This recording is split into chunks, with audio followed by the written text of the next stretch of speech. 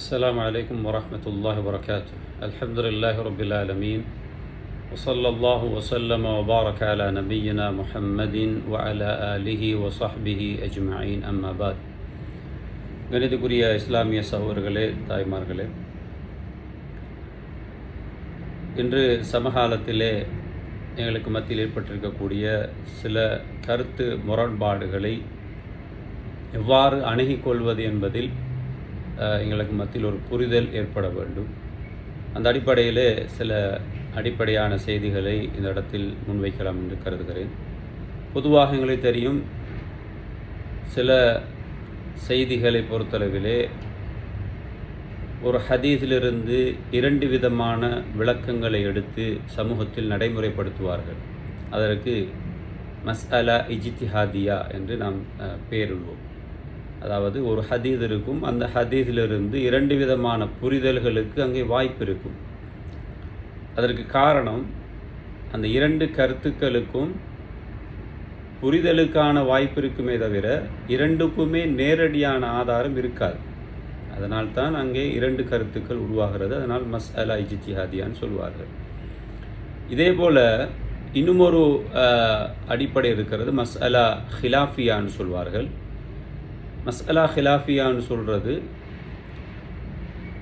அதற்கு ஒரு ஆதாரம் இருக்கும், ஆனால் அந்த ஆதாரத்தை விட்டு அது ஆதாரம் தெரியாத அடிப்படையிலே சில கருத்து முரண்பாடுகள் எங்களுக்கு வரும். எப்பொழுது அந்த ஆதாரம் எங்களுக்கு கிடைக்குமோ அந்த நேரத்தில் எங்களுடைய அந்த கருத்து வேறுபாட்டை அங்கால் தள்ளி வைத்துவிட்டு நாங்கள் அந்த ஆதாரத்தை முற்படுத்தி அமல் செய்வது என்பதுதான் மஸ்அலா ஹிலாஃபியாவுடைய அடிப்படை. இப்போ இங்குள்ள பிரச்சனை என்ன சொன்னால், அதிகமான உலமாக்களிடத்திலும் காணப்படக்கூடிய ஒரு விஷயம்தான், மஸ்அலா ஹிலாஃபியாவை முரண்பாடான அதாவது கருத்து முரண்பாடு என்று சொல்லக்கூடிய அந்த விஷயங்களில் அதை ஒரு இஜ்திஹாதுக்குரிய ஒரு பிரச்சனையாக அதை நோக்குவது என்பதுதான் இங்கே ஆகப்பெரிய ஒரு பிரச்சனையாக இருக்கிறது. ஆகவே இது சம்பந்தமான ஒரு தெளிவு எங்களுக்கு கட்டாயம் தேவை. அவை இரண்டு விஷயம் இருக்கிறது, மஸ்அலா இஜ்திஹாதியா, மஸ்அலா ஹிலாஃபியான்னு சொல்வார்கள். ஆய்வுக்குட்பட்ட பகுதிகள் என்ற ஒரு பகுதி இருக்கிறது, இன்னும் ஒரு பகுதி இருக்கிறது, முரண்பாட்டுக்குரிய பகுதி என்றது இன்னும் ஒரு பகுதி இருக்கிறது. இந்த இரண்டை எப்படி நாங்கள் புரிந்து கொள்வது என்பதைத்தான் இன்றைக்கி நாங்கள் படிக்க போகிறோம். முதலாவதாக மஸ்அலா இஜ்திஹாதியா, இந்த ஆய்வுக்குரிய பகுதி என்பதற்கான டிஃபினிஷன் என்ன என்பதை நாம் பார்க்க வேண்டும். மஸ்அலா இஜ்திஹாதியான்னு சொல்வது, ஹிய அல் மஸ்அலத்து அல்லதி லம் யஸ்புத் ஃபீஹா நஸ்ஸுன் அவ் நுஸூஸுன் ஸரீஹா ததுல்லு அலா ஸிஹ்ஹதி அஹதில் ஆரா ஃபீஹா. அதாவது ஒரு விஷயம், ஒரு மஸ்அலா இருக்கிறது, ஒரு விடயம் இருக்கிறது, அந்த விஷயத்தில் அதுக்கு நேரடியான எந்த ஒரு நஸ்ஸும் இருக்காது. நஸ்ஸன்னு சொல்வது குர்ஆன் ஹதீஸுடைய நேரடியான எந்த ஒரு ஆதாரம் அதற்கு இருக்காது. ஆனால் அந்த இடத்துல இரண்டு கருத்துகள் வருகிற பொழுது அந்த இரண்டில் ஏதோ ஒன்றை நாங்கள் பின்பற்றுவது, அதை சரி காண்பது என்பது அது மஸ்அலா இஜ்திஹாதியான்னு சொல்லுவோம். நான் அதை உதாரணத்தோடு விளங்கப்படுத்தினால் உங்களுக்கு தெளிவாக விளங்கும். உதாரணமாக எங்களுக்கு தெரியும், தொழுகையிலே சிலர்கள் நீங்கள் கண்டிருப்பீங்க, சமி அல்லாஹு லிமன் ஹமிதா என்று சொல்லுகின்ற பொழுது சிலர்கள் அந்த கையை தொங்க விடுவார்கள், இன்னும் சிலர்கள் கையை நெஞ்சிலே கட்டிக்கொள்வார்கள். ஆகவே இங்கே ஒரு ஹதீஸிலிருந்து இரண்டு விதமான புரிதல்கள் அங்கே கிடைக்கிறது. நேரடியாக இந்த ஹதீஸிலே கையை நெஞ்சில் வைப்பதற்கும் அந்த ஹதீஸிலே விளங்க முடியாது. நேரடியாக அந்த கைகளை கீழே விடுகின்ற அமைப்பிலும் கூட அந்த ஹதீஸிலே விளங்க முடியாத இரண்டு விதமான கருத்துக்கும் இடம்பாட்டுக்குரிய ஒரு செய்தியாக அந்த ஹதீஸ் இருக்கிறது.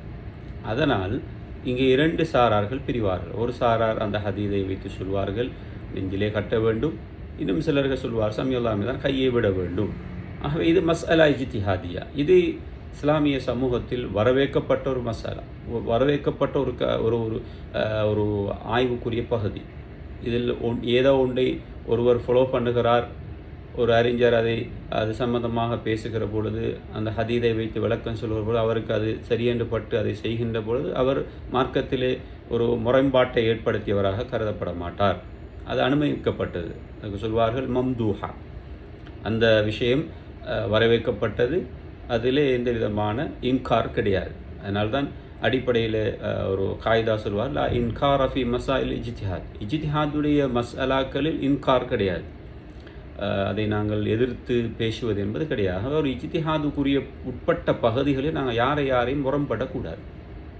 இதே போல தான் நீங்கள் அத்தஹியாத்துக்கு வர்ற நேரத்தில் அத்தஹியாத்தில் நாங்கள் அத்தஹியாத்துக்கு வந்தவுடன் நாங்கள் எங்களுடைய விரல்களை இப்படி வட்டமிட்டு, பெருவிரலையும் நடுவிரலையும் ஒன்று சேர்த்து வட்டமிட்டு, எங்களுடைய ஆட்காட்டி விரலை நீட்டி சிலர்கள் அசைக்க வேண்டும் என்று சொல்வார்கள். இப்படி மெதுவாக அசைக்க வேண்டும். இன்னும் சிலர்கள் சொல்வார்கள், இல்லை, அசைக்க தேவையில்லை, அதை நீட்டிக்கொண்டே இருக்க வேண்டும் சொல்வார்கள். ஆக ஒரு ஹதீஸில் 2 விதமான விளக்கங்கள், 2 விதமான புரிதல்களுக்கு இடம்பாடு இருக்கின்ற ஒரு செய்தியாக அந்த ஹதீஸ் இருக்கிறது. அது மஸ்அலா இஜ்திஹாதியா. ஆகவே ஒருவர் விரல் ஆட்டிக்கொண்டிருந்தாலும் அல்லது நீட்டிக்கொண்டிருந்தாலும் அதுவும் வரவேற்கப்பட்டது. அஷ்ஹது அல்லா இலாஹ இல்லல்லாஹ் அத்தஹியாத் ஓதும்போது அஷ்ஹது அல்லா இலாஹ இல்லல்லாஹ் என்று தூக்குவது பித்அத். ஏன் அதற்கு எந்த விதமான ஹதீஸும் இல்லை. ஆகவே இங்கே இது மஸ்அலா இஜ்திஹாதியான்னு சொல்ல மாட்டோம். உங்களுக்கு வழங்கியிருக்கும். அதாவது அத்தஹியாத்துக்கு வந்தவுடன் அத்தஹியாத்து ஒரு ஓதி கொண்டு வருகிறார். அத்தஹியாத்துல் முபாரகாத்து ஸலவாத்து தய்யிபாத்து லில்லாஹி அஸ்ஸலாமு அலைக அய்யுஹன் நபிய்யு வ ரஹ்மத்துல்லாஹி வ பரகாத்துஹு அஸ்ஸலாமு அலைனா வ அலா இபாதில்லாஹி ஸாலிஹீன் என்று சொல்லிட்டு அஷ்ஹது அல்லா இலாஹ கூட விரலை தூக்குவாங்க. அப்போ இப்படி நீங்கள் செய்வதாக இருந்தால் அதுக்கு என்ன வரணும்? ஹதீஸ் இருக்கணும். ஆகவே நீங்கள் இப்படி செய்வதற்கு எந்த ஹதீஸை நீங்கள் ஆதாரம் எடுத்தீங்கன்னு சொன்னால் எந்த ஹதீஸும் உங்களுக்கு இல்லை. ஆகவே ரசூலுல்லாஹ் அத்தஹியாத்துக்கு வந்தவுடன் விரல் நீட்டுவாங்கன்றது ஹதீஸாக இருக்கின்ற பொழுது நாங்கள் அதுக்கு முரண்பாடாக அஷ்ஹது அல்லா இலாஹ இல்லல்லாஹ்வில் தூக்குவமாக இருந்தால் இது மஸ்அலா இஜ்திஹாதியா அல்ல, இது ஆய்வுக்குரிய மஸ்அலா, இல்லை 2 கருத்து கடம்பாடின்னு சொல்கிறல்ல. ஏன் நேரடியாக அஷ்ஹது அல்லா இலாஹ சொல்வதற்கு ஹதீஸ் இல்லை, அது பித்அத். ஆனால் எதுக்கு ஹதீஸ் இருக்கிறது? ரசூலுல்லாஹ் அத்தஹியாத்துக்கு வந்தவுடன் விரலை நீட்டுவாங்கன்றதுக்கு ஹதீஸ் இருக்குது. அதில் அசைப்பாங்களா நீட்டிக்கொண்டே இருப்பாங்களான்றதில் 2 விதமான கருத்து. அது இஜ்திஹாதியா. ஆகவே இதை நாங்கள் விளங்கிக் கொள்ள வேண்டும். ஏன்னா இன்றைக்கு சமூகத்திலே இஜ்திஹாதுடைய மசாலாக்கள் என்ற ஒரு பகுதியை அப்படியே வைத்துவிட்டு முரண்பாட்டுக்குரிய செய்திகளில் இன்றைக்கு அதை ஒரு இஜ்திஹாதுடைய மசாலாவாக பார்க்குற ஒரு நிலைமை உருவாக இருக்கிறது. அதனால்தான் இதை தெளிவுபடுத்த வேண்டிய பொறுப்பு இருக்கிறது. முதலாவது விளங்கிக் கொள்ளவங்க, இஜ்திஹாதுடைய மசாலா என்பது அங்கே அதற்கு எந்த நேரடி நஸ்ஸு இருக்காது. ஒரு ஹதீது இருக்கும். அந்த செய்தியிலிருந்து 2 விதமான புரிதல்களை புரிந்திப்பார்கள். மஸ்அலா ஹிலாஃபியான்னு சொல்லுவது அங்கே நஸ்ஸு இருக்கும், ஆதாரம் இருக்கும். அதற்கு வரைவிலக்கணம் சொல்வார்கள், எஸ்புத்து ஃபிஹா நஸ்ஸும் சரிஹா, தெளிவான ஆதாரம் அதுக்கு இருக்கிறது. ஆனால் அதில் சும்மா முரண்படுறது என்ன, தன்னுடைய கருத்துக்கு உடன்பட்ட சில விஷயத்தை கொண்டு வைத்து அதை திணிப்பதற்காக நேரடியான ஆதாரத்தை தவிர்த்து விட்டு தன்னுடைய அந்த கருத்தை திணிப்பது என்பது மஸ்அலா ஹிலாஃபியா. இதில் இமாம்கள் சொல்வது கட்டாயமாக வாஜிப் அந்த மஸ்அலா ஹிலாஃபியாவில் முரண்பட்ட அந்த மஸ்அலாவை நாங்கள் எதிர்ப்பது என்பது வாஜிப் என்பது இமாம்களுடைய நிலைப்பாடாக இருக்கிறது. நான் பின்னால் உங்களுக்கு சொல்வேன் அதை. அதனால் அப்போ மஸ்அலா ஹிலாஃபியா நான் ஏற்கனவே சொன்னது போன்று அத்தஹியாத்துக்கு வந்தவுடன் அஷ்ஹது அல்லா இலாஹ இல்லல்லாஹ் என்று அதிலே விரலை நீட்டுவது என்பது மஸ்அலா ஹிலாஃபியா. ஆகவே அது கட்டாயமாக எதிர்க்கப்பட வேண்டும். அது ஒரு பித்அத்தான ஒரு விஷயம். இதே போல் ரசூல் ஸல்லல்லாஹு அலைஹி வஸல்லம் அவர்கள் குனுத் ஓதினார்கள் என்று வரக்கூடிய ஹதீதுகளை நீங்கள் ஆதாரபூர்வமான ஹதீஸ் கரந்த புகாரி, முஸ்லிம், இன்னும் பல திர்மிதி, இப்படி நிறைய ஹதீஸ் கரந்தங்களில் நீங்கள் பார்க்கலாம். அந்த அனைத்து ஹதீதுகளையும் நீங்கள் எடுத்து பார்க்கின்ற பொழுது ரசூல் ஸல்லல்லாஹு அலைஹி வஸல்லம் கனத ஷஹ்ரன், 1 மாதம் குனுத் ஓதினார்கள் என்று வரக்கூடிய ஹதீஸ். அதிலே சில ஹதீதுகள் ரசூலுல்லாஹ் சுபஹிலே ஓதினார்கள், சிலதில் மக்ரிபில் இஷாவிலும் ஓதினார்கள், இப்படி லுஹரிலே ஓதினார்கள், அஸரிலே ஓதினார்கள் என்று வெவ்வேறான செய்திகளாக அந்த செய்திகள் இருக்கும். ஆனால் ஒட்டுமொத்த ஹதீதுகளையும் எடுத்து பார்க்கிற பொழுது அந்த ஹதீதுகள் அறிவிக்கக்கூடிய ஒரு செய்தி, ரசூலுல்லாஹ் 1 மாத காலம் குனுத் ஓதினார்கள். யாருக்கு எதிராக? அந்த 70 சஹாபாக்களை கொண்ட அந்த அநியாயக்கார கூட்டத்துக்காக அல்லாஹ்வுடைய தூதர் ஓதினார்கள் என்பதுதான் அந்த ஒட்டுமொத்த ஹதீஸிலிருந்து வழங்கக்கூடிய பகுதி. ஆகவே இந்த ஹதீஸை வைத்துவிட்டு இதை என்ன செய்கிறது, சுபஹுலை மட்டும் குனுத்தோதுவதற்கு ஆதாரம் எடுத்துக்கொண்டு சுபஹுலை ரசூல்லா குனுத்தோதினார்கள் என்று சொல்லி ஒரு ஹதீஸை மட்டும் பிடிச்சு கொண்டு அவர்கள் பாருங்கள் சுபஹு ரசூல்லா ஓதிக்கிறாங்கன்னு சொல்லுவாங்க. ஆனால் அந்த ஹதீஸ் என்னத்தை சொல்லுதென்றால் அந்த ஒரு மாத காலம் ஓதின அந்த குனூத்தில் சுபஹுல் ஓதின செய்தி தான் வருகிறது. ஆகவே தெளிவாக எங்களுக்கு காண முடிகிறது. இங்கே இந்த இப்படி சுபஹுலை மட்டுமன்று நீங்கள் விளக்கத்தை எடுத்துக்கொண்டு இது மசாலா ஹிலாஃபி, இது மசாலா இஜ்திஹாதியா அல்ல. இதை ஒரு இஜ்திஹாதி மசாலா ஆகக்கூடாது. ரசூலுல்லாஹ் குனுத் ஓதி நாங்கள் 2 விதமான கருத்தும் இருக்குது. சுபஹுலை ஓதலாம், மற்ற நேரங்களில் ஓதாமலும் இருக்கலாம். சிலவங்க ஓதாமல் இருக்கிறாங்க, நாங்கள் ஓதுகிறோம், இது மசாலா இஜ்திஹாதியான்னு சொல்கிறல்ல. ஆகவே இது மசாலா ஹிலாஃபி, இது கட்டாயமாக இது பித்ஆத். இது நாங்கள் ஏன் நேரடியாக ஹதீஸ் இருக்கிறது ஒரு மாத காலம் ஓதினத்துக்கு வரும். அது 5 நேர தொழுகையிலையும் குனூத்து நாசிலாவாகத்தான் இருக்கிறது. தனியாக ஒரு சுபஹுல் ரசூலுல்லாஹ் ஓதி கொண்டு வந்தாங்க என்பது இல்லை. அதனால தான் அனஸ் ரலியல்லாஹு அன்ஹுடைய ரிவாயத்தில் நீங்கள் பார்த்துப்பீங்க. அனஸ் ரலியல்லாஹு சொல்லலாம் ரசூலுல்லாஹ் ஒரு மாத காலம் ஓதினாங்க என்று ஒரு இடத்துல சொல்கிறாங்க, இன்னும் இடத்துல கனத்த யசீரன் சிறிது காலம் ஓதினாங்க. அப்போ அந்த ரெண்டையும் வச்சு ஹதீஸை நாங்கள் ஜம்மு பண்ணி ஒரு விளக்கம் எடுப்போம். ஜம்மு பண்ணி எடுத்தால் ஒரு மாத காலம் ஓதினாங்க என்பது தான் யசீர் என்ற வார்த்தையை கொண்டு சொல்கிறாங்க என்று நாம் தெளிவாக வழங்கலாம். அப்போ இதை என்ன செய்கிறது, மாற்றி அடித்து சிலவங்க என்ன செய்கிறாங்க, யசீர் என்பது சிறிஷாக துவா ஓதினாங்க என்று விளக்கம் சொல்வதாக இருந்தால் உண்மையிலே இது எந்த இமாம்களும் இதுவரைக்கும் இப்படி ஒரு விளக்கத்தை சொல்லவில்லை. அதாவது துவாவை சிறிஷாக்கி ஓதினாங்கன்ற ஒரு விளக்கம் இப்போ புதுசாக சொல்லி கொண்டு இருக்கிறாங்க. ஏன்னா அவளுக்கு நேரடியாக ஆதாரம் காட்ட முடியலை. ஏன்னா தன்னுடைய கருத்தை மனோவிச்சையை வலுப்படுத்துறதுக்காக இப்படி ஒரு கருத்தை திணிக்கிறாங்க. ஆனால் அந்த யசீரன் என்பதுக்கு ஷோட்டாக்கி ஓதினாங்க என்றதுக்கான விளக்கத்தை யாருமே ஹதீஸில் சொல்லலை. அந்த யசீரன் என்பது ஒரு மாத காலம் ஓதினான் என்பதற்கான விளக்கமாகவே அது இருக்கிறது என்பதை நாங்கள் புரிந்து கொள்ளலாம். யசீரனுக்கு ஷோட் என்ற கருத்து இருக்கிறது, அது வேறு விஷயம். ஆகவே அரபு மொழியை படித்தவர்களுக்கு தெரியும். ஆகவே எந்தெந்த இடத்தில் எது பொருந்தும், எதை வைத்து ஹதீஸ்களை பொறுத்தளவிலே ஒரு ஹதீஸை வைத்து மட்டும் நாம் விளக்கத்துக்கு எடுப்போமாக இருந்தால் அங்கே பெரிய ஒரு பிரிவினை உண்டாகும். ஆகவே இதில் நாங்கள் விளங்கிக் கொள்ள வேண்டும். ஆகவே மசாலா ஹிலாஃபியாவை மசாலா இஜ்திஹாதியா என்ற அளவுக்குள் கொண்டு போய் சேர்த்து விடக்கூடாது என்பதை நாம் புரிந்து கொள்வோம். சகோதரர்களே, அதே போல் இந்த ஹிலாஃபுகள் என்பது முரண்பாடுகளை நீங்கள் பொறுத்தளவில் இதில் வரவேற்கப்பட்ட முரண்பாடுகள் என்ற ஒரு பகுதி இருக்குது. உதாரணமாக நாங்கள் சொல்வோம், இஹ்தின சிராத்தல் முஸ்தகீம், யாரெல்லாம் எங்களுக்கு சிராத்தல் முஸ்தகீமை காட்டுவாயாக என்று நான் அல்லாஹ்ட்ட துவா கேட்குறோம். தொழுகையில் சூரத்துல் ஃபாத்திஹாவில் ஓதுகிறோம். இந்த சிராத்தல் முஸ்தகீம்னா என்ன என்பதில் கருத்து முரண்பாடு இருக்குது. அதில் சிலர்கள் இஸ்லாம், எங்களுக்கு இஸ்லாத்தை காட்டுவாயாக, அல்லது குர்ஆன், எங்களுக்கு குர்ஆனை எங்களுக்கு நீ நேர்வழி காட்டுவாயாக, அல்லது அஸ்ஸுன்னா வல் ஜமா, குர்ஆன் சுன்னாவின் அடிப்படையில் வாழக்கூடிய ஒரு சுன்னத்து ஜமாத், அந்த அடிப்படையில் ஒரு கூட்டமாக எங்களை நீ ஆக்குவாயாக, அதன் பக்கம் எங்களுக்கு நேர்வழி காட்டுவாயாக என்ற அடிப்படையில் அந்த கருத்து இது இந்த ஹிலாஃப் வரவேற்கப்பட்டது. இது ஏன் முரண்பாட்டுக்குரியதல்ல. இதுக்கு சொல்வார்கள் இஹ்திலாஃப் தனவ்வு என்று சொல்லுவாங்க. சில ஹிலாஃபுகள் வரும், அந்த ஹிலாஃபுகள் வகைப்படுத்தல் ஊடான ஹிலாஃபுகள். இவைகள் மார்க்கத்திலே தடுக்கப்படுகின்ற, அது முரண் கிடையாது. நேரான பாதை என்பதுக்கு குர்ஆன் என்ற அர்த்தம் கொடுத்தாலோ, இஸ்லாம் என்று கொடுத்தாலோ, அஸ்ஸுன்னா வல் ஜமான்னு கொடுத்தாலோ அது முரண்பாடாக இல்லை. அது வரவேற்கப்பட்ட ஒரு அந்த கருத்து ஒரு நியாயமான ஒரு கருத்தாகவும் ஆய்வுக்குட்பட்ட, நேரடியாக அதுக்கு நஸ் இல்லை, ஆனால் அந்த கருத்தை வழங்க முடியுமான ஒரு ஒரு அடிப்படைக்கு அது இருக்கின்ற காரணத்தினால் அது அங்கே அந்த முரண்பாடு வரவேற்கப்படும். இதே போல் நீங்கள் பார்க்கலாம், குர்ஆக்கள், குர்ஆனை ஓதக்கூடிய சில காரிமார்கள் கராத்தை பலவிதமாக ஓதுவார்கள். எழுதின சபா கராத், அஷரா கராத், 10 முறையில் ஓதக்கூடிய, 7 முறையில் ஓதக்கூடிய மெத்தடில் எங்களுக்கு ஒரு முறை தான் தெரியும். அதை படித்தவர்களுக்கு அது சம்மந்தமாக அது எங்களுக்கு நஸ்ஸு அதுக்கான நஸ்ஸு இல்லாத பொழுது, அல்லது அந்த நஸ்ஸு இருக்கிறது, அந்த நஸ்ஸிலே இப்படி ஓதலாம் என்றத அடிப்படைகளை புரிந்து சில கராத்துகள் பலவிதமாக ஓதப்படுகின்ற கராத்து, இது மத்மூம், இது அதாவது மம்தூஹா, இது வரவேற்கப்பட்ட ஒரு ஹிலாஃபாக பார்க்கப்படுகிறது. இது மார்க்கத்திலே தடை செய்யப்பட்டது அல்ல. ஆகவே கணிதக்குரிய சகோதரர்களே, சில கராத்துடைய அந்த மெத்தட்டுகள் எங்களுக்கு கிடைக்கவில்லை, ஆனால் அந்த கராத் மெத்தட்டில் ஓதலாம் என்று அடிப்படைகளை வைத்து விளங்கி கொண்டு அதை அந்த குர்ஆனுடைய அந்த மெத்தட்ஸில் ஓதி கொண்டு போகிறாங்கன்னு சொன்னால் இது மார்க்கத்துக்கு முரணானவும் அல்ல என்பதை நாங்கள் புரிந்து கொள்ள முடிகிறது.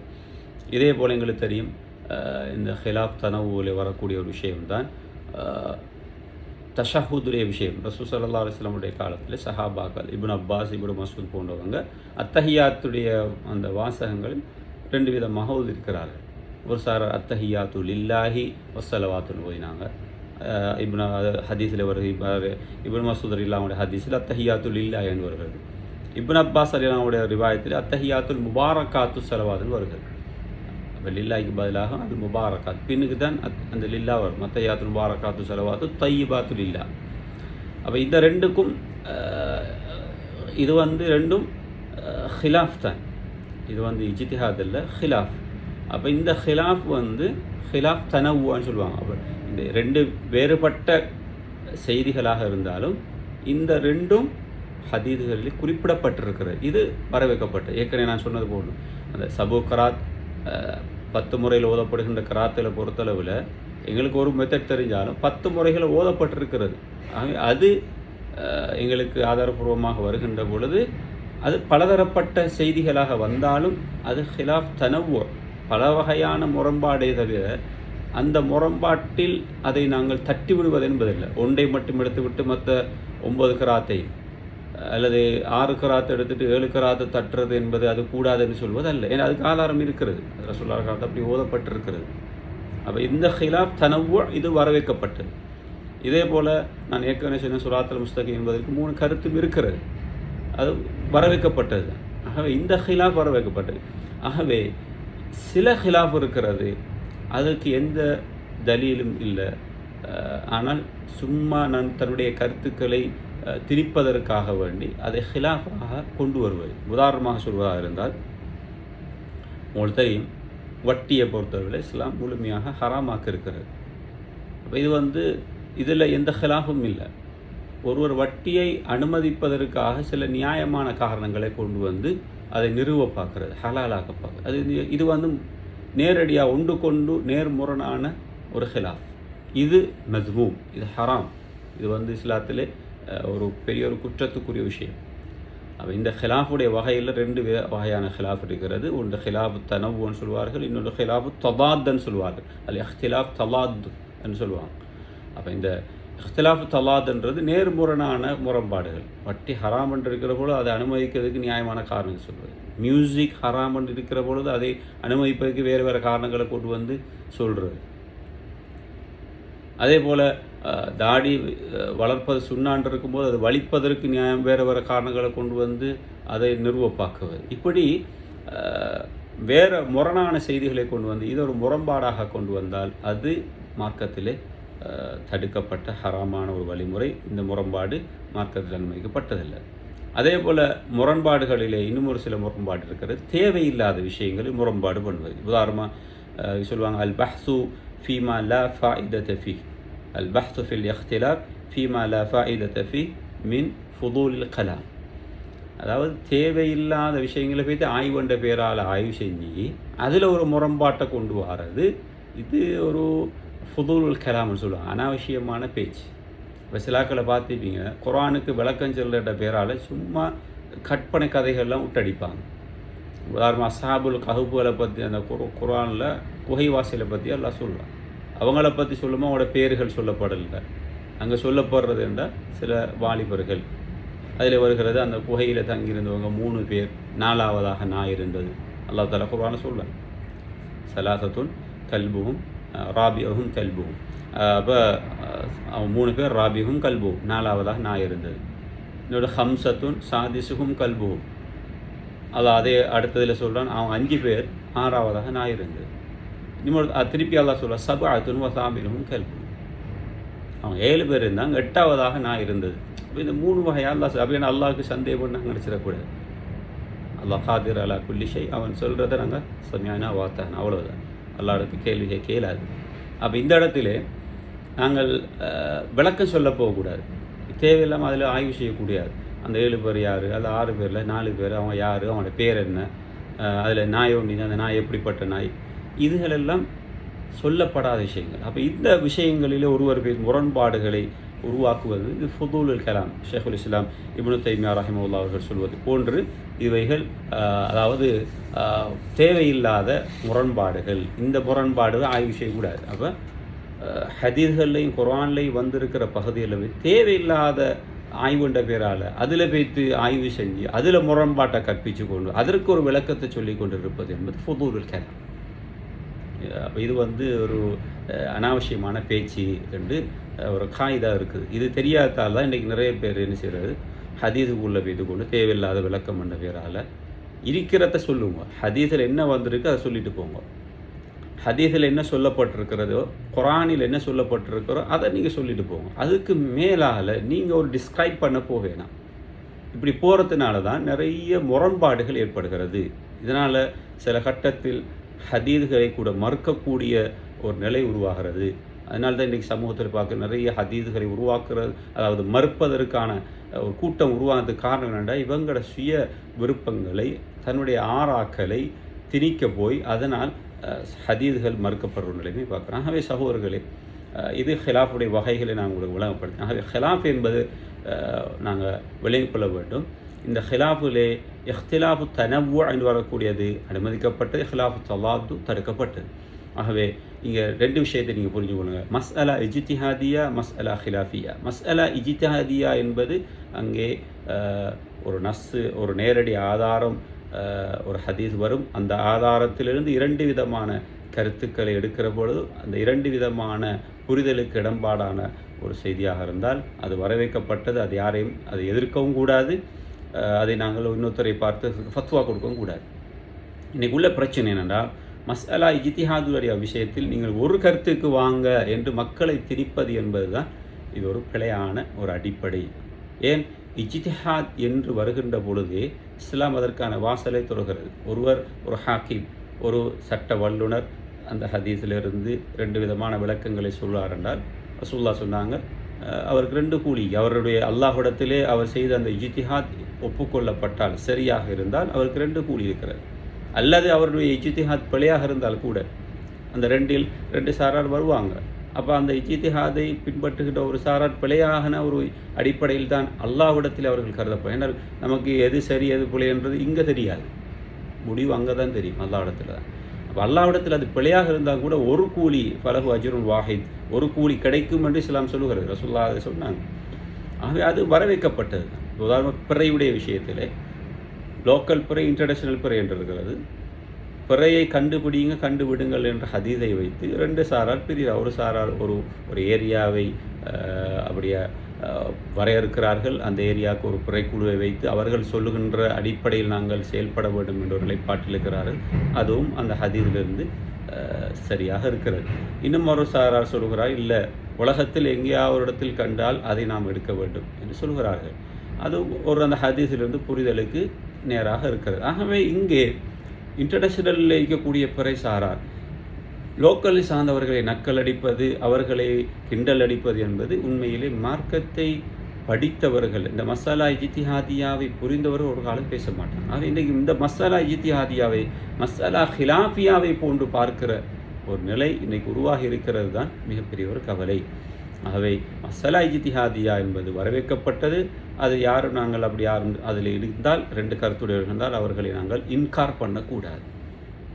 இந்த இந்த இந்த அடிப்படை எங்களுக்கு தெரியாததுனால இன்றைக்கி மசாலா இஜ்திஹாதியாவிலேயே இன்றைக்கி இன்கார் பண்ணுற ஒரு நிலைமை உருவாகி அதுக்கு பயான்களை போடுறது, அதை இது பண்ணி நீங்கள் ஒரு நிலைப்பாட்டுக்கு வாங்க, நாங்கள் இருக்கிறது தான் சரியன்றது, நீங்கள் லோக்கலில் இருக்கிறவங்க லோக்கலுக்கு வாங்க, இதுதான் சரியன்று அதற்கு பயம் போடுவது. நோன்பு காலம் வந்தால் இன்டர்நேஷனலில் உள்ளவங்க இல்லை இன்டர்நேஷனல் தான் சரி, இதுக்கு தான் வரணும் என்று அப்போ அதை வழிகேடாக போல காண்பிக்கிறது.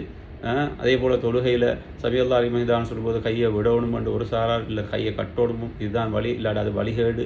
அதே போல் அத்தைகாத்தில் விரலை நீட்டி அசைக்கோணும், அசைக்காட்டி வழிகேடு, அல்லது நீட்டிக்கொண்டு இருக்கணும், அசைத்தால் வழிகேடு. இப்படி ஒரு இஜ்திஹாதுடைய விஷயத்தில் ஒரு கருத்துக்கு மட்டும் வாங்க என்று திரிக்கின்ற அதிகாரம் யாருக்கும் இல்லை. அப்போ இதை கொண்டு போய் நாங்கள் மசாலா ஹிலாஃபியாவை போல் நாங்கள் மாற்றி வச்சிருக்கிறோம் என்பது தான் அடிப்படை. ஆகவே சகோதரர்களே, மசாலா இஜ்திஹாதியாவை மசாலா ஹிலாஃபியாவாக ஆக்காதீங்க. மசாலா ஹிலாஃபியா என்பது நிச்சயமாக இன்கார் பண்ணணும், அதை நாங்கள் கட்டாயம் தவிர்க்க வேண்டும். அது அடிப்படை. ஏன்னால் அதுக்கு நஸ் இருக்கு நேரடியாக. நஸ் இருக்கிற ஒரு விஷயத்தில் நாங்கள் என்ன செய்யக்கூடாது. அதுக்கு நிகராக கொண்டு வந்தால் அதை நாங்கள் எதிர்கொள்ளும். எப்படி இந்த குனூத்து நாசிலாவை சுபவுடைய குனூத்தை ஆதாரப்படுத்த மாதிரி, அதே போல் இன்றைக்கி நிறைய நாங்கள் அப்படி பார்க்கலாம். எத்தனையோ விஷயங்களில் இன்றைக்கு என்ன செஞ்சுக்கிறாங்க, விதாத்தாக இன்றைக்கு உருவாக்கி வச்சிருக்கிறாங்க. அதை வந்து மசாலா ஹிலாஃபியா போல் மக்களுக்கு, அதாவது மசாலா இஜ்திஹாதியா போல் மக்களுக்கு காட்டுறாங்க. ஆனால் அது மசாலா ஹிலாஃபியா, நேரடி நஸ்ஸு ஒன்று இருக்க அதுக்கு மாற்றமாக ஒன்றை கொண்டு வந்து மக்களுக்கு மத்தியில் திணிப்பது என்பது. சில செய்திகளை உங்களுக்கு நான் இப்பொழுது இந்த ஹிலாஃபுகளை வழங்குவதற்கு நான் உதாரணமாக சொல்கிறேன். அதில் மசாலா ஹிலாஃபியாவை எப்படி புரிந்து கொள்வது. காரணம் அப்துல்லா இப்னு மசூத் ரலியல்லாஹு அன்ஹு அவர்கள் சொல்கிறார்கள், ரசூலுல்லாஹ்வுடைய காலத்திலே சபியா அல் அஸ்லமியான்னு சொல்லக்கூடிய ஒரு பெண்மணி, அவள் ஒரு கற்பமுற்றிருந்தாள். அப்போ அந்த கற்பமுற்றிருக்கிற காலத்தில் அவருடைய கணவன் மரணிக்கிறாங்க. மரணித்த உடனே மரணித்து ஒரு 15 நாளில் அல்லது ஒரு மாதத்துக்குள்ளாக அவள் அந்த பிள்ளையை பெற்றெடுக்கிறாள்.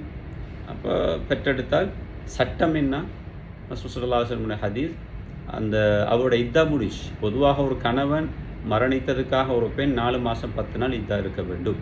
ஆனால் இங்கே இந்த பெண்மணி 15 நாள் குழந்தையை பெற்றெடுக்கிறார். அதோட அவட இத்தா முடிஞ்சு விட்டது. அதுக்கு பின்னால் அவள் வீட்டில் இருக்கும்போது அலங்காரங்களை, தன்னுடைய கண்களுக்கு சுருமா பூசிக்கொள்வது, கைகளில் மருதாணி போன்றவைகளை பெண்கள் அவங்க அலங்கரித்து கொள்வாங்க. இது போன்ற ஒரு அடிப்படையில் அவள் வீட்டில் இருக்கிறார். அப்போ இந்த பெண்மணியை அவருடைய மரணத்துக்கு அந்த பிள்ளை பெற்றெடுத்ததுக்கு பின்னால் ஒரு அபு சனாபில் இப்னு பஅக்கன்னு சொல்லக்கூடிய ஒரு சஹாபி, அவர் ஒரு வயதான ஒருவர், அவர் வந்து என்ன செய்கிறார், இந்த பெண்மணியை சபியா அல் அஸ்லமியாவை திருமணம் முடிப்பதற்கு விரும்பி அவருடைய வீட்டுக்கு வர்ற நேரத்தில் அவர் வந்து அவருடைய கருத்தை முன்வைக்கிறார், நான் அவளை திருமணம் முடிக்க விரும்புகிறேன்னு சொல்லி. இதே நேரத்தில் ஒரு வாலிபரும் அந்த பெண்மணியை திருமணம் முடிக்கிறதுக்கு விரும்பினாங்க. இந்த கட்டத்தில் என்ன செய்கிறார், அந்த வாலிபரை தான் திருமணம் முடிப்பதற்கு விரும்பினா, அவைக்கு அந்த விருப்பம் இருந்தது. இது கேள்விப்பட்ட அந்த அபு சனாபில் என்ன செய்கிறாருன்னு சொன்னால், நீங்கள் இன்னும் இத்தாவுடைய காலம் இருக்கிறது, நீங்கள் வந்து என்ன செய்ய முடியாது, பிள்ளை பிறந்தவுடன் நீங்கள் உங்களுடைய அந்த இத்தாவிலே இருந்து நீங்கள் விடுபட முடியாது, இன்னும் காலமிக்கு 4 மாதம் 10 நாள் இருக்கணும், ரசூலுல்லாஹ் அப்படி தான் சொல்லியிருக்கிறாங்க என்ற ஒரு செய்தியை சொல்கிறார். சொன்ன உடனே இந்த சபியா அல் அஸ்லமியா அந்த பெண்மணி உடனே ரசூலுல்லாஹ்ட்ட போயிட்டு இந்த செய்தியை சொல்கிறாங்க, இப்படி அவர் சொன்னாங்க. அப்புறம் ரசூலுல்லாஹ் சொல்கிறாங்க, இல்லை அவர் வந்து கதிபா அபு சனாபி, அவர் பொய் சொல்லியிருக்கிறார், அப்படி அல்ல, நீங்கள் தாராளமாக உங்களுடைய இந்த இத்தாவை முடித்துக்கொண்டு நீங்கள் விரும்பினால் திருமணம் முடித்து கொள்ளலாம் என்ற செய்தியை சொல்கிறாங்க. அப்போ இந்த செய்தி சஹீஹ் புகாரிலே சஹீஹ் முஸ்லிமில் வருகிறது. அப்போ இங்கே பாருங்கள், இங்கே ஹிலாஃப் வருது. ஒரு பெண் இத்தாவுடைய காலம், அதாவது ஒரு கற்பிணியாக இருக்கக்கூடிய பெண்மணி பிள்ளை பெற்றவுடன் இத்தா முடிந்து விடுகிறதா, அல்லது 4 மாதம் 10 நாள் இருக்க வேண்டுமா என்ற ஒரு ஹிலாஃப், இதுதான் இஹ்திலாஃப்ன்றது. இந்த இஹ்திலாஃப் வரும்போது ஹதீஸ் எது வருகிறது, அபு சனாபில் ஒரு கருத்தை சொல்கிறார். அங்கே ரசூலுல்லாஹ் சொன்ன ஹதீஸ் இப்படி ஒன்று இருக்கிற பொழுது அங்கே நஸ் இருக்குது, நேரடியான நஸ் இருக்கிறது, பிள்ளை பெற்றவுடன் இந்த காலம் முடிந்து விட்டது. அப்போ நஸ்ஸு தான் அங்கே வர வைக்கப்படும். அங்கே அபு சனாபில் முரண்பட்டார் என்பதனால் அந்த முரண்பட்ட கருத்து அது நடைமுறைப்படுத்தப்படக்கூடாது. என் நஸ்ஸுக்கும் அப்போ இது வந்து இஹ்திலாஃப், இது வந்து மசாலா இஜ்திஹாதியான்னு சொல்கிறல்ல. இங்கே வந்து 2 கருத்து வந்து இருக்கிறது, அபு சனாபில் ஒரு கருத்து சொல்கிறார், ஹதீஸில் இப்படி வழங்குறல்ல, நேரடியாக நஸ் வந்து இருக்குதா, அப்போ இது மசாலா ஹிலாஃபியான்னு சொல்லுவாங்க, இதுக்கு மசாலா இஜ்திஹாதியான்னு சொல்கிறல்ல. கணியத் இதான் நாங்கள் அந்த மசாலா இஹ்திலாஃபியாக்கும் மசாலா இஜ்திஹாதியாக்கும் கருத்து. கண்ணியமான சகோதரர்களே, அப்போ இந்த இடத்தில் நாங்கள் ஹதீஸை தான் நடைமுறைப்படுத்த வேண்டும். ஹதீஸ் எதை சொல்கிறதோ அதை தான் நாங்கள் நடைமுறைப்படுத்த வேண்டும். அப்போ இதில் தெளிவாக இருக்க வேண்டும். இன்றைக்கி அதிகமான மௌலைமார்கள் நேரடி நஸ்ஸு ஹதீஸ் இருக்கின்ற பொழுதே அவங்களுடைய சொந்த கருத்தை திணிப்பார்கள். அதை இது ஒரு மசாலா இஜ்திஹாதியான்னு காட்ட பார்ப்பார்கள். அது பிழையான ஒரு நடைமுறை. கண்ணியமான சகோதரர், அதுபோல் நீங்கள் பார்க்கலாம், இன்னும் பல உதாரணங்களை நாங்கள் மசாலா ஹிலாஃபியாவுக்கு சொல்லலாம். ரசூலுல்லாஹ்வுடைய காலத்திலே நடந்த பல விஷயங்கள் எங்களுக்கு ஆதாரமாக இருக்கிறது. உண்மையிலே இன்னும் ஒரு செய்தியை பார்க்கலாம். எங்களுக்கு தெரியும், முத்வாவுடைய திருமணம், ஷியாக்கிடத்திலே முத்வா திருமணம் அனுமதிக்கப்பட்டது. அவங்க என்ன செய்கிறாங்கன்னா, இப்னு அப்பாஸ் ரலியல்லாஹு அன்ஹு ஒரு கருத்தில் இருந்தார், முத்வா என்பது அனுமதிக்கப்பட்டது என்ற ஒரு நிலைப்பாட்டில். அப்போ அலி ரலியல்லாஹு அன்ஹு செய்கிறாங்க, அவரை கரெக்ட் பண்ணுறாங்க.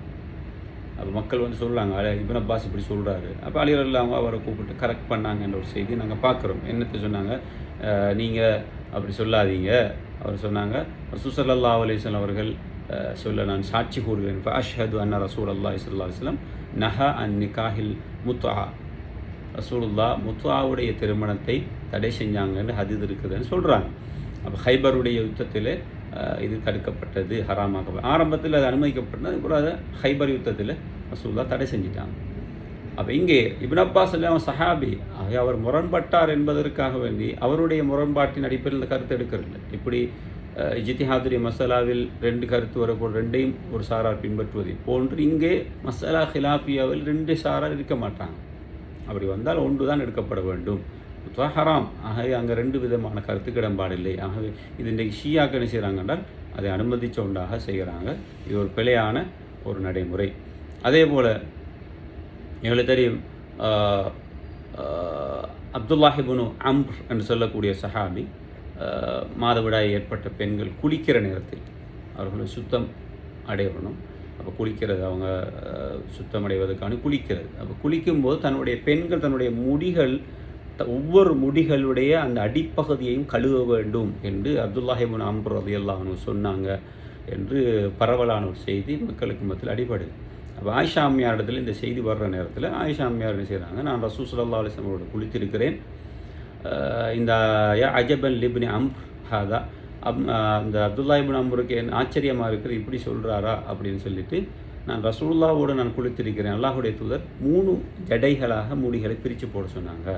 அப்படி கஷ்டப்படுத்தல, எல்லா இடத்துக்கும் தண்ணி புல்லுக்கெல்லாம் போய்த்து கழுவணும் படவணும்னு சொல்லலை. 3 முடிகளுடைய பெண்களுடைய முடிகளை 3 ஜடைகளாக அப்படியே விட சொல்லி குளிக்க சொன்னார்கள் என்று அந்த ஹதீதை அங்கே ஆயிஷா அம்மையார் சொல்லி காட்டுறாங்க. அப்போ இங்கே அப்துல்லாஹ் இப்னு அம்ர் ரலியல்லாஹு ஒரு கருத்து சொல்கிறாங்க. இப்போ முரண்பாடு, அப்போ முரண்பாட்டில் நஸ்ஸு வருகிற பொழுது அப்போ இது மசாலா ஹிலாஃபியான், இது மசாலா இஜ்திஹாதியா இல்லை.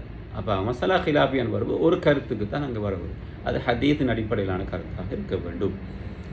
இதே போல் ரசூலுல்லாஹி ஸல்லல்லாஹு அலைஹி வஸல்லம் அதாவது ஒரு சஹாபி அபு மூஸா அல்-அஷ்அரி என்று சொல்லக்கூடிய ஒரு சஹாபி இடத்திலும், அதே போல் சல்மான் பின் ரபிஆ என்று சொல்லக்கூடிய 2 நபித்தோரிடத்திலே ஒரு மனிதர் வந்து ஒரு வராசத்து உரிமை சட்டம் சம்பந்தமாக கேட்குறார். அதாவது ஒருவர் மரணித்து விட்டார், அவருக்கு ஒரு மகள் இருக்கிறாங்க, அதே போல் மகண்ட மகள் இருக்கிறார், அதே போல் பாப்பா முறையில் உள்ள ஒரு சகோதரி இருக்கிறார், அதே போல் தாய் இருக்கிறார். இந்த 4 பேரும் இருக்காங்க, எப்படி சொத்தை பெருக்கிறது? அப்போ இந்த அபு மூஸா அல்-அஷ்அரியும் சல்மான் பின் ரபியாவும் ஃபத்வா கொடுக்குறாங்க. அதில் வந்து நீங்கள் மகளுக்கு வந்து அரைவாசி சொத்தில் அரைவாசி கொடுக்க வேண்டும், அதே போல் வாப்பா முறை உள்ள அந்த சகோதரி, அதே போல் உம்மா, இவங்களுக்கு அரைவாசி கொடுக்கணும். அதே நேரத்தில் மகண்ட மகளுக்கு எந்த சொத்து பங்கிடும் இல்லை என்று சொல்லிட்டாங்க. அப்போ இந்த செய்தியை கொண்டு போய் அப்துல்லாஹ் இப்னு மஸ்ஊத் ரலியல்லாஹு அன்ஹு அவர் மார்க்கத்திற்கு கொஞ்சம் விளக்கம் உள்ளவர், அவரிடத்துல போய் சொல்கிற நேரத்தில் அவர் சொல்கிறார், இல்லை ரசூல் ஸல்லல்லாஹு அலைஹி வஸல்லம் இப்படி தீர்ப்பு கொடுக்கல, அவங்க உங்களுக்கு தவறான வழியை காட்டிட்டாங்க. அப்போ பாருங்கள், அபு மூஸா அல்-அஷ்அரி பெரிய ஒரு சஹாபி, சல்மான் பின் ரபியா ஒரு சஹாபி, அப்போ அவங்க ஒரு விளக்கத்தை விளங்கி வச்சுருந்தாங்க. அப்போ இது முரண்பாடு. இந்த முரண்பாட்டுக்கு இடையில் இங்கே அப்துல்லா இப்னு மஸ்ஊத் ரலியல்லாஹு அவங்க சொல்லக்கூடிய அந்த ஹதீஸ் தெளிவாகினவுடன் அங்கே அந்த முரண்பாடு களையப்படுகிறது. அப்போ அது பின்பற்றப்படக்கூடிய ஒன்றாக மாறலை. அப்போ ஒன்று தான் அங்கே வரும், ஹதீஸு கிடைச்சவுடன் அதை விட்டு விட வேண்டும் என்பது. அதனால் சஹாபாக்கள் செஞ்சாங்க இந்த செய்தி. அப்போ இந்த விளக்கத்தை சொல்லுவாங்க. அப்துல்லா இப்னு மஸ்ஊத் சொல்கிறாங்க, இல்லை அதுக்கு சரியான விளக்கம் என்னென்றால், இப்னு மஸ்ஊத் சொல்கிறாங்க, பொம்பளை பிள்ளைக்கு அவரோட மௌத்தானவருக்கு ஒரு பொம்பளை பிள்ளை இருந்தால் அதுக்கு அரைவாசி சொத்தில் அரைவாசி கொடுக்கணும். அதே நேரத்தில் மகண்ட மகளுக்கு வந்து 3இல் அவைக்கு 2 பகுதி போக வேண்டும். அதே நேரத்தில் வாப்பா முறையில் உள்ள சகோதரியும் உம்மாவும் மிச்சம் உள்ளதை எடுத்துகிட்டு போவாங்க, மிஞ்சினத்தை எடுப்பாங்க. அப்போ இந்த அடிப்படை சொல்லலாம். அப்படின்னா சொத்து 6 பங்காக பிரிக்கப்பட்டு அங்கே மகளுக்கு அரைவாசி 3 பங்கு, அதே போல் மகண்ட மகளுக்கு வந்து 2 பங்கு, மீதி 1 பங்கு அங்கே மிஞ்சத்தை 2 பேரும் ஒவ்வொரு பங்கு அவங்க பிரித்து கொள்ளலாம். யார்? வாப்பா முறையில் சகோதரியும் உம்மா. இப்போ இப்படி ஒரு விளக்கை தான் ரசூலுல்லாஹ் சொன்ன தீர்ப்புன்னு சொல்கிறாங்க. இப்போ கண்ணியமான சகோதரன் உங்களுக்கு ஒன்று புரிந்திருக்கும், மஸ்அலா ஹிலாஃபியா என்பது அதுக்கு நேரடியான நஸ்ஸு இருக்கும். அந்த நஸ்ஸு எங்களுக்கு கிடைக்காத பொழுது முரண்பாடு இருக்கும். அந்த முரண்பாடு நஸ்ஸு கிடைச்சவுடன் இல்லாமல் போய்விட வேண்டும். அதற்கு பின்னர் அந்த நஸ்ஸு எங்களுக்கு கிடைத்து விட்டால் அந்த முரண்பாட்டை இன்கார் பண்ணுவது வாஜிப் என்பது மிக முக்கியமான ஒரு பகுதி. இதில் நாங்கள் தெளிவாக இருக்க வேண்டும். இமாம் ஷாஃபி ரஹிமஹுல்லாஹ் போன்றவர்கள் எல்லாம் அது சம்பந்தமாக தெளிவாக சொல்கிறாங்க. இதா ஜா அன் அஸ்ஹாபின் நபி ஸல்லல்லாஹு அலைஹி வஸல்லம் அகாவில் முக்தலிஃபா யுன்தர் இலா மா ஹுவ அஷ்பஹ் பில் கிதாபி வஸ்ஸுன்னா ஃபயுഖது பிஹி. அதாவது இமாம் ஷாஃபி ரஹிமஹுல்லாஹ் சொல்லக்கூடிய கருத்து, ஆதாபு ஷாஃபி, இமாம் இப்னு அபி ஹாத்தம் அவருடைய அந்த நூல் ஆதாபு ஷாஃபி நூலில் 235வது பக்கத்தில் இது பதியப்பட்டிருக்கிறது. இமாம் ஷாஃபி ரஹிமஹுல்லாஹ் இந்த கருத்தை சொல்கிறாங்க. அதேபோல் இமாம் ஷாஃபி ரஹிமஹுல்லாஹ்வுடைய ரிசாலாவில் சொல்கிறாங்க. இப்படி பல இடங்கள் இமாம் ஷாஃபி ரஹிமஹுல்லாஹ்வுடைய கருத்து, அல்லாஹ்வுடைய தூதர் உடைய தோழர்கள் அவங்க பல கருத்துக்களை முரண்பட்டு சொல்லியிருந்தாலும் அந்த கருத்துக்கள் குர்ஆன் ஹதீஸுக்கு நேர்பட்டு இருந்தால் அதை நீங்கள் எடுங்க, நேர்பட அது பார்க்கப்படும். அப்படி இல்லை என்றால் அது எடுக்கப்படக்கூடாது. இமாம் ஷாஃபி ரஹிமஹுல்லாஹ் தெளிவாக சொன்னார். அதனால்தான் தன்னுடைய கருத்தை கூட நான் என்னுடைய ராய் அது குர்ஆனுக்கும் ஹதீஸுக்கும் மாற்றமாக இருந்தால் அதை விட்டுடுங்கண்ணா. ஏன்னா அவங்களுக்கு ஒரு நஸ்ஸு கிடைக்காத போது சில தீர்வை சொன்னாங்க. ஆனால் அதுக்கும் பதில் சொல்லிட்டு போனாங்க. என்னுடைய ராய், என்னுடைய கருத்து முரண்பாடு, இந்த கருத்து என்பது நேரடியான நஸ்ஸுக்கு முரண்பாடுமாக இருந்தால் அதை முதுகு பின்னால் தூக்கி வீசிங்க சொன்னாங்க. இதனால் தான் சகோதரர்கள் சிந்திச்சு பாருங்கள்.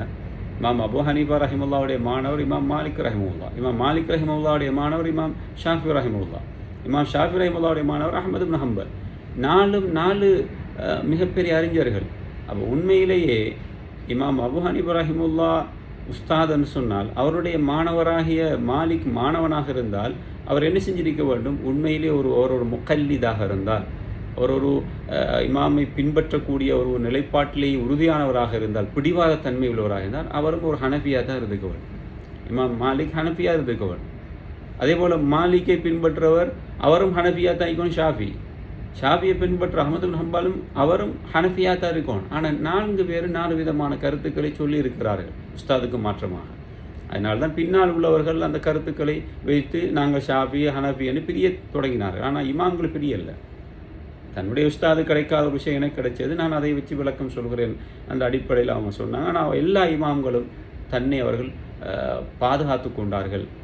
நீங்கள் எங்களை பிடிவாதமாக பிடித்து கொண்டிருக்காதீங்க, நாங்கள் சொல்லக்கூடிய விஷயம் குர்ஆனுக்கு ஹதீஸுக்கு முரணாக தூக்கி வீசிட்டு குர்ஆன் ஹதீஸுக்கு வந்தால் நீங்கள் எடுங்க என்ன. ஆனால் இன்றைக்கு உள்ள ஆலிம்கள் இந்த விஷயத்திலே மிக கவனமாக செயல்பட வேண்டும் என்பதுதான் நிலைப்பாடாக இருக்கிறது. ஆகவே இங்கே மிக முக்கியமான பகுதி நாம் இன்றைக்கு தலைப்புக்குள் வந்த விஷயம் என்றால் மஸ்அலா இஜ்திஹாதியா, மஸ்அலா ஹிலாஃபியா. மஸ்அலா ஹிலாஃபியாவை மஸ்அலா இஜ்திஹாதியாவுக்குள் போட்டு நீங்கள் பார்க்க வேண்டாம். மஸ்அலா இஜ்திஹாதியா என்பது வரவேற்கப்பட்டது. மஸ்அலா ஹிலாஃபியா என்பது அது அதாவது அந்த ஹிலாஃபான மசாலாக்களை எதிர்த்து பேசுவது வாஜிப் என்ற நிலைப்பாட்டிலே தான் அதிகமான அறிஞர்கள் சம்பந்தமாக பேசியிருக்கிறார்கள் என்பதை நாங்கள் பார்க்கிறோம். ஆகவே கண்ணியத்துக்குரிய சகோதரர்களே, நாங்கள் மார்க்க விடயத்திலே மிக நிதானமாகவும் அதே நேரத்தில் பொறுமையுடனும் மார்க்கத்திலே உத்வேகப்படாமல் எங்களுடைய உணர்ச்சிகளுக்கு வசப்படாமல் அறிவுக்கு முக்கியத்துவம் கொடுத்து தெளிவாக படித்து செயல்படக்கூடிய மக்களாக அல்லாஹ் தஆலா அனைவரையும் நசீபாக்குவானாக. வ ஆகிரு தஅவானா அல்ஹம்துலில்லாஹி ரப்பில் ஆலமீன். அஸ்ஸலாமு அலைக்கும் வரஹ்மத்துல்லாஹி வபரகாத்துஹு.